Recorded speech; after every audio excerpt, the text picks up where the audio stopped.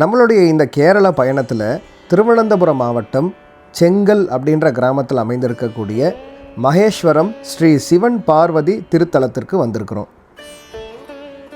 இந்த கோவிலில் இருக்கக்கூடிய ஒரு சிவலிங்கம் உலகத்திலே மிக உயரமான சிவலிங்கங்களில் ஒன்றா இருக்குது. இந்த கோவிலை பற்றின பல சிறப்பு தகவல்கள் இந்த காணொளியில் நம்ம பார்க்க போகிறோம். இந்த கோவிலில் இறைவனை வழிபாடு பண்ணிவிட்டு இங்கேருந்து நம்ம போகிற இடம் தான் 13 கிலோமீட்டர் தொலைவில் இருக்கக்கூடிய ஆழிமலை சிவன் கோவில். இந்த வீடியோவோட தொடர்ச்சியாக ஆழிமலை சிவன் கோயிலுடைய தகவல்களும் இருக்குது. அதனால் இந்த வீடியோவை முழுமையாக பாருங்கள். ஆன்மீக பயணம், நடைமுறை ஜோதிடம் மற்றும் லைஃப் கைடன்ஸ் சம்பந்தமான வீடியோக்களுக்கு என்னோட யூடியூப் சேனலை சப்ஸ்கிரைப் பண்ணிக்கோங்க. மறக்காமல் அந்த பெல் பட்டனையும் ப்ரெஸ் பண்ணிக்கோங்க. வாங்க கோவிலுக்குள்ளே போகலாம். கோவிலுடைய மூலவர் சந்நிதியில் சிவபெருமானும் பார்வதி தேவியும் ஒன்றாக அமர்ந்து பக்தர்களுக்கு அருள் பாலிக்கிறாங்க. நுழைவாயிலில் இருக்கக்கூடிய நந்தி பகவான்கிட்ட அனுமதி வாங்கிட்டு சிவபெருமானை தரிசனம் பண்ண போகலாம். இந்த கோவில் சுவாமி மகேஸ்வரானந்தா அறக்கட்டளைக்கு கீழே இயங்கிக்கிட்டு இருக்கு. இப்போ நம்ம பார்த்துக்கிட்டு இருக்கிற இந்த கோவில் இருந்த இடத்துலையே பல ஆயிரம் வருஷங்களுக்கு முன்னாடி இன்னொரு கோவில் இருந்ததா ஒரு ஆய்வு இருக்குது. அதை செய்தவர் பிரம்மஸ்ரீ பரவூர் ஸ்ரீதரன் அப்படின்றவர். இவர் தாந்திரிக குரு, அது மட்டும் இல்லாமல் ஒரு புகழ்பெற்ற ஜோதிடர் அப்படின்னு சொல்கிறாங்க. இவருடைய கண்டுபிடிப்பின்படி இது சில ஆயிரம் ஆண்டுகளுக்கு முந்தைய காலத்து கோவிலாக இருந்திருக்கு அப்படின்னு சொல்கிறாங்க. காலங்கள் செல்ல செல்ல அந்த கோவில் அழிந்து போயிருக்கு. அதுக்கப்புறமா இப்போ இருக்கக்கூடிய கோவிலுக்கு ஒரு வரலாறு இருக்குது. மகேஸ்வரானந்த சரஸ்வதி அப்படின்னு அழைக்கப்படுற கிருஷ்ணன் குட்டி அப்படின்றவர் இந்த ஊரில் தான் வசித்து வந்திருக்காரு. அவர் சிவபக்தராக இருந்திருக்கிறாரு. அவருடைய வீட்டில் தியானம் மேற்கொள்ளும் பொழுது ஒரு புத்து ஒன்று உருவாகிறத கவனிச்சிருக்கிறாங்க. நாளடைவில் அவங்களுடைய தாய் தந்தை அந்த புத்தை அகற்றணும் அப்படின்னு முயற்சி எடுத்திருக்கிறாங்க. அந்த முயற்சியில் அவங்க பல முறை தோற்றும் போயிருக்கிறாங்க. அப்படி ஒரு முறை அந்த புத்தை வெற்றிகரமாக இவங்க தகர்த்து எடுக்கும் பொழுது உள்ளிருந்து சிவன் பார்வதி சிலை சுயம்புவாக வெளிப்பட்டிருக்கு. அப்போ தான் இவங்க அந்த சிவன் பார்வதி சிலையை எடுத்து கிருஷ்ணன் குட்டி அப்படின்றவர் அங்கே பிரதிஷ்டை செய்து வழிபட்டு வந்திருக்கிறாரு. நாட்கள் செல்ல செல்ல அப்படியே 1986 இது ஒரு சின்ன கோவிலாக கட்டி முடிச்சிருக்கிறாங்க. உள்ள விநாயகர், முருகர், ஐயப்பன் சன்னதிகள்லாம் அமைச்சு ஒரு கோவிலாக மக்களுக்கு வழிபாடுக்காக திறந்திருக்கிறாங்க. அப்படியே 2011 5 ஸ்தலங்கள் கொண்ட ஒரு பெரிய கோவிலாக இந்த கோவிலை விரிவாக்கம் பண்ணி 111 அடி கொண்ட சிவலிங்கத்தை இங்கே நிறுவியிருக்கிறாங்க. இந்த பணிகள் 2011 தொடங்கி 2019 முடிஞ்சிருக்கு. இந்த கோவிலுடைய கட்டடக்கலை மிக நேர்த்தியாக இருக்குது. பல கலைகளை ஒன்று சேர்த்து இந்த கோவிலை நிறுவியிருக்கிறாங்க. கேரளத்து கலையையும் தமிழ்நாடு கலையையும் சேர்த்து தான் இந்த கோவிலை அமைச்சிருக்கிறாங்க. ரொம்பவே பிரம்மாண்டமான கோவிலாக இருக்குது இந்த கோவில். இந்த பிரம்மாண்டமான சிவலிங்கம் 7 தலங்கள் உடையதாக இருக்குது. வெளியிலிருந்து மட்டும் தரிசனம் பண்ணாமல் இந்த லிங்கத்துக்கு உள்ளேயும் போய் நம்ம தரிசனம் பண்ண முடியும். இங்கே கீழ்த்தளத்தில் இருக்கக்கூடிய சிவலிங்கத்துக்கு வரக்கூடிய பக்தர்கள் தாங்களே அபிஷேகம் பண்ணலாம். அப்படியே இந்த குகை போன்ற அமைப்புக்கு உள்ளே போனால் 6 தியான மண்டபங்கள் இருக்குது. இந்த 6 மண்டபங்களையும் கடந்து 7ஆம் தளத்தில் இருக்கக்கூடிய கைலாசா அப்படின்ற அமைப்புக்கு நம்ம போக முடியும். இந்த மகாலிங்கத்துக்கு உள்ள 108 தனி லிங்கங்கள் இருக்குது. சிவனுடைய 64 வடிவங்களை இங்கே அமைச்சிருக்கிறாங்க.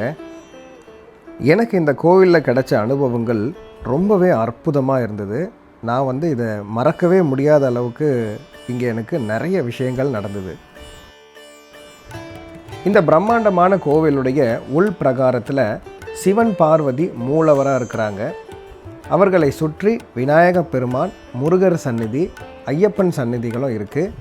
அது மட்டும் இல்லாமல் 12 ஜோதிர்லிங்கங்கள் அமைப்புகள் இங்கே நிறுவியிருக்கிறாங்க. நீங்கள் ஒரே இடத்துல 12 ஜோதிர்லிங்கங்களையும் வழிபட்ட புண்ணியம் உங்களுக்கு கிடைக்கும். கோவிலுடைய வெளி பிரகாரத்தில் நவக்கிரக அமைப்பு இருக்குது. 32 விநாயகர்கள் கொண்ட ஒரு சந்நிதி இருக்குது. நாக தெய்வங்களுக்கு தனி சந்நிதி இருக்குது. கங்கையிலிருந்து நீர் கொண்டு வந்து இங்கே நிரப்பப்பட்ட ஒரு கிணறும் இருக்குது. பல புண்ணிய இடங்கள்லேருந்து கொண்டு வரப்பட்ட மண் கல்லை கொண்டு இந்த சிவலிங்கத்தை வந்து அமைச்சிருக்கிறாங்க. இதுதான் இந்த கோவிலுடைய கோசாலை. இந்த கோவிலை சுற்றிலும் நிறைய மரங்கள், காடுகள் போன்ற அமைப்புகள் இருக்குது. ரொம்ப இயற்கையான காற்றோட்டம் உள்ள கோவில் இது. சிவராத்திரி, நவராத்திரி, விநாயகர் சதுர்த்தி, தைப்பூசம் மற்றும் விஷு போன்ற நாட்கள் இந்த கோவிலில் சிறப்பு வழிபாட்டு நாள்களாக கருதப்படுது. கேரளா, தமிழ்நாடு, ஆந்திரா, கர்நாடகா மட்டும் இல்லாமல் இந்தியா முழுவதும், ஏன் உலகம் முழுவதும் இருந்து பக்தர்கள் வரக்கூடிய காட்சிகளை என்னால் இந்த கோவிலில் பார்க்க முடிஞ்சது. இந்த கோவிலில் இருந்தவங்களும் அதை தான் சொன்னாங்க. இதெல்லாம் தாண்டி இந்த கோவிலில் எனக்கு வியப்பாக இருந்த ஒரு விஷயம் என்னென்னா, இந்த மகா சிவலிங்கத்தை கட்டி அணைத்தவாறு ஆஞ்சநேயர் இருந்தது தான். இதை பற்றி உங்களுக்கு ஏதாவது தகவல் தெரிஞ்சால் என்னோடய கமெண்ட்ஸில் நீங்கள் சொல்லுங்கள். செங்கல் மகேஸ்வரம் சிவன் கோயிலில் சிவபெருமானை வழிபட்ட பின் இங்கேருந்து நாங்கள் போன கோவில் தான் ஆழிமலை சிவன் கோவில். ஆழிமலை சிவன் கோவில் திருவனந்தபுரத்தில் விழிஞ்சியம் அப்படின்ற இடத்துல புளிங்குடி அப்படின்ற ஒரு ஊரில் இருக்குது. இதுதான் ஆழிமலை கோவிலுக்கு போகிற நுழைவாயில். நீங்கள் ட்ரிவாண்ட்ரமில் இறங்குனீங்கன்னா அங்கேருந்து ஆழிமலை போகிறதுக்கு ஆட்டோ, பஸ்ஸு, கேப் எல்லாமே இருக்குது. Arabian sea. ஆழிமலை சிவன் கோயில் 8ஆம் நூற்றாண்டில் பாண்டியர்களால் கட்டப்பட்டது. இப்போ ஒரு முக்கிய அம்சம் என்ன அப்படின்னா, இங்கே இருக்கக்கூடிய 58 அடி உயர கங்காதரேஸ்வரர் சிலை தாங்க. அவ்வளோ பிரம்மாண்டமாக அந்த சிலை இருக்கும். அவ்வளோ அழகாக இருப்பார் சிவபெருமான்.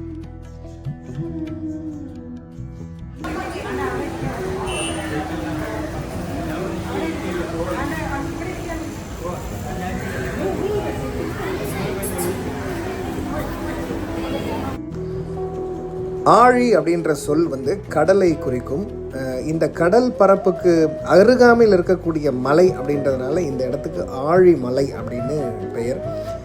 பக்கத்துலேயே பார்த்தீங்கன்னா விழிஞ்சியம் துறைமுகம் இருக்குது. அந்த இடத்துலேருந்து கப்பல்கள் வந்து புறப்பட்டு போகிற அந்த காட்சி பார்க்கும் பொழுது ரொம்ப அழகாக இருந்தது. இந்த இடத்துல ரொம்ப நேரம் டைம் ஸ்பெண்ட் பண்ணிகிட்டு இருந்தோம். இறைவனை நல்லபடியாக வழிபட்டுட்டு, கங்காதரேஸ்வரியை நல்லபடியாக வழிபட்டுட்டு இந்த இடத்துல அப்படியே ஒரு ரிலாக்ஸிங்காக, ஒரு காமிங்காக இருந்தது.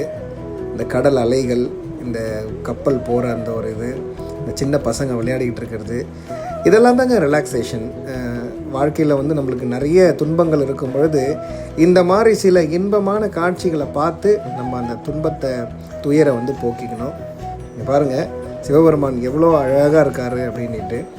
அவருடைய தலை மேலே கங்கை, கையில் திரிசூலம், நாகம், இவை அனைத்தையும் வந்து கொண்டு இங்கே சிவபெருமான் அருமையாக பக்தர்களுக்கு காட்சி கொடுத்துக்கிட்டு இருக்கிறாரு.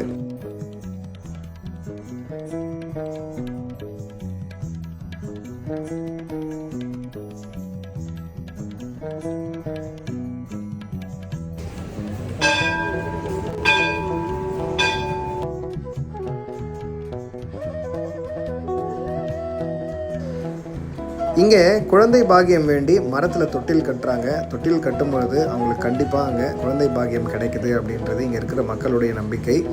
இந்த வழியில் போனால் கீழே பீச்சுக்கும் போகலாம். ஆனால் 7 மணிக்கு மேலே அங்கே அலோவ் பண்ணுறதில்ல.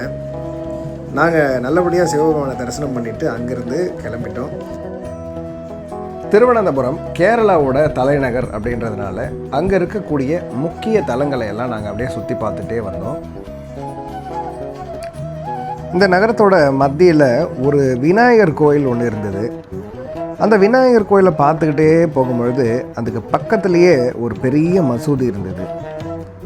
அந்த மசூதிக்கு அப்படியே நம்ம ரைட் சைடில் கொஞ்சம் திரும்பி பார்த்தா அங்கே ஒரு பெரிய தேவாலயம் ஒன்று இருந்தது. இப்படி 3 மதத்தினுடைய ஆலயங்கள் ஒரே சாலையில் இருந்தது. இது இந்த நகரத்தோடைய மத நல்லிணக்கத்தை குறிக்குதுங்க. திருவனந்தபுரத்தை பற்றி ஒரு முக்கியமான விஷயம் சொல்லணும் அப்படின்னா இந்த இடத்துடைய சுத்தம் தான். எங்கேயுமே குப்பைகளை பார்க்க முடியாது. எல்லா இடமும் அவ்வளோ சுத்தமாக இருக்கும். இந்த மக்களுக்கு தான் இதனுடைய பெருமை போய் சேரும். என்னுடைய இந்த கேரள பயணத்தில் நான் அடுத்ததாக போன கோவில் கொல்லமில் இருக்கக்கூடிய சவரா அப்படின்ற ஊரில் இருக்கிற காட்டில் மேய்க்கத்தில் பகவதி கோவிலுக்கு தான் போயிருந்தேன். இந்த கோவிலில் சில மர்மமான விஷயங்களை நான் பார்த்தேன். அதை பற்றின தகவல்கள் என்னோடய சேனலில் முழு காணொலியாக வரும். என்னோடய சேனலை சப்ஸ்கிரைப் பண்ணிக்கோங்க. மறக்காமல் பெல் பட்டனையும் ப்ரெஸ் பண்ணிக்கோங்க. இந்த வீடியோ உங்களுக்கு பிடிச்சிருந்தா லைக் பண்ணுங்கள், ஷேர் பண்ணுங்கள். உங்களுடைய கருத்துக்களை என்னோடய கமெண்ட் செக்ஷனில் மென்ஷன் பண்ணுங்கள். நான் 276 பாடல் பெற்ற சிவஸ்தலங்களுக்கு பயணம் போய்கிட்டு இருக்கிறேன். இந்த கோவில்கள் திருஞான சம்பந்தர், திருநாவுக்கரசர் மற்றும் சுந்தரமூர்த்தி நாயனார் அவர்களால் பாடல் பெற்ற ஸ்தலம். இந்த பயணத்தில் நீங்களும் கலந்துக்கலாம். என்னோடய சேனலில் வரக்கூடிய இந்த வீடியோஸை பார்க்குறது மூலிமா அந்த கோவில்களுக்கு நீங்கள் போய் தரிசனம் பண்ணதுக்கு சமமாக இருக்கும். அதனால் என்னோடய சேனலில் 276 பாடல் பெற்ற ஸ்தலம் அப்படின்ற ப்ளேலிஸ்ட்டில் போனீங்கன்னா அந்த வீடியோஸ் அடுத்தடுத்து வரும். கண்டிப்பாக அந்த வீடியோஸை பாருங்கள். சிவபெருமானின் அருள் உங்கள் எல்லாருக்கும் கிடைக்கும். மீண்டும் உங்கள் எல்லாரையும் அடுத்த வீடியோவில் சந்திக்கிறேன். சிவாய நம. திருச்சிற்றம்பலம்.